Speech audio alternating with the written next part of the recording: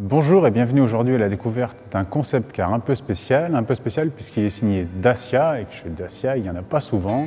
Quand il y en a forcément on y va et on regarde tout en détail. Parmi tous les projets présentés lors de ce plan Renolution, il y en a un qui nous a particulièrement tapé dans l'œil, c'est ce Dacia Bigster Concept, un SUV qui annonce un modèle de série qui arrivera sur le segment C à l'horizon 2025.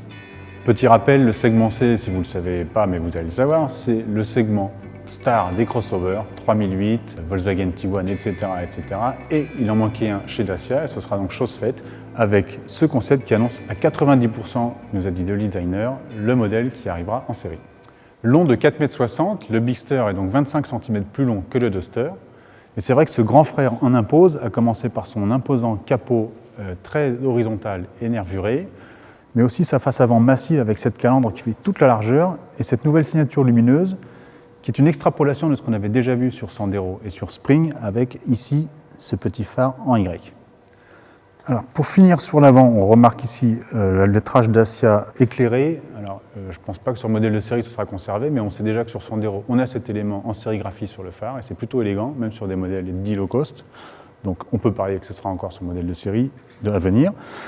On retrouve également des protections ici en plastique recyclé, donc bravo Dacia, bravo pour la nature, qui habille toute la carrosserie afin de la protéger, des grandes jantes de 19 pour bien asseoir le véhicule, et on nous a assuré que ce sera la taille maximale sur le modèle de série. Donc il faudra prévoir un petit budget pneu quand même si vous prenez le haut de gamme en 19. On remarque les jantes ici avec la signature en Y, qui rappelle les signatures lumineuses des phares avant et arrière.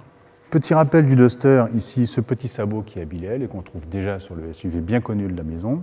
Pour ouvrir les portes avant, large poignée de porte. Bon, malheureusement, il n'y a pas l'intérieur, donc je ne peux pas l'ouvrir, dommage. Et ici, par contre, petite nouveauté, poignée de porte dissimulée dans le montant de vitre, plutôt élégant. Enfin, pour finir avec le profil, le logo Dacia en toute marque avec un nouveau lettrage qu'on retrouvera certainement sur le modèle de série. Nous voici à l'arrière de ce Bigster, qui est pour moi la partie la plus réussie du véhicule, même si j'aime déjà beaucoup la face avant. Mais je craque totalement pour le haillon, totalement lisse. J'adore le lettrage éclairé ici. Bon, malheureusement, il y a peu de chances qu'on le retrouve sur le modèle de série.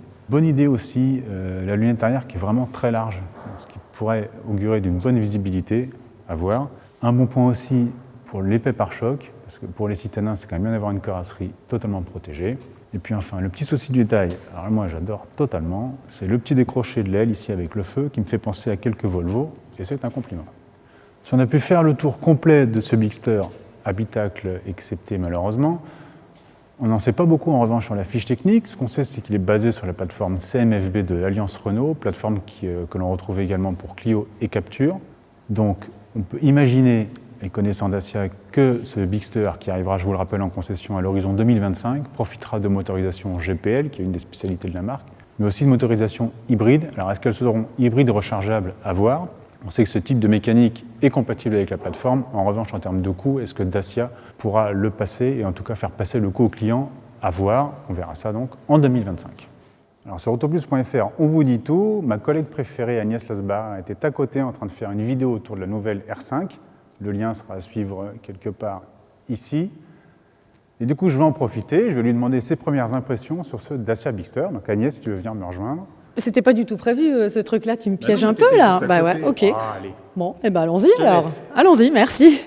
Bah, écoute, Stéphane, j'avoue que je suis très impressionnée de le voir en vrai, parce que c'est assez massif. J'ai un peu l'impression d'être devant un modèle un peu américain ou quelque chose comme ça. Ça fait assez imposant, mais moi, j'aime bien ce look très méchant, avec donc cette nouvelle face, un logo qui change et tout ça. Moi, je trouve ça assez sympa. Et puis, cette couleur, j'adore. Et est-ce que tu as déjà une idée du prix de la version de série? Alors effectivement, c'est un tout nouveau modèle, c'est un nouveau créneau pour Dacia qui va monter sur le segment C, comme je le disais tout à l'heure. Malheureusement, on n'a pas d'idée de prix, mais je suis sûr que si tu me poses la question, c'est que toi, tu as des infos que je n'ai pas. Eh bien, écoute, moi, j'ai un peu mené l'enquête, et il se pourrait que ce soit donc un modèle du segment C au prix du segment B, ce qui veut dire qu'on pourrait tourner autour des 21 000 € ou quelque chose comme ça. D'accord, donc ils nous referaient le coup avec celui-ci, de ce qu'ils ont fait avec Sandero ou avec Duster. Exactement. Donc à suivre en 2025. À suivre absolument en 2025. Merci Agnès. Mais je t'en prie.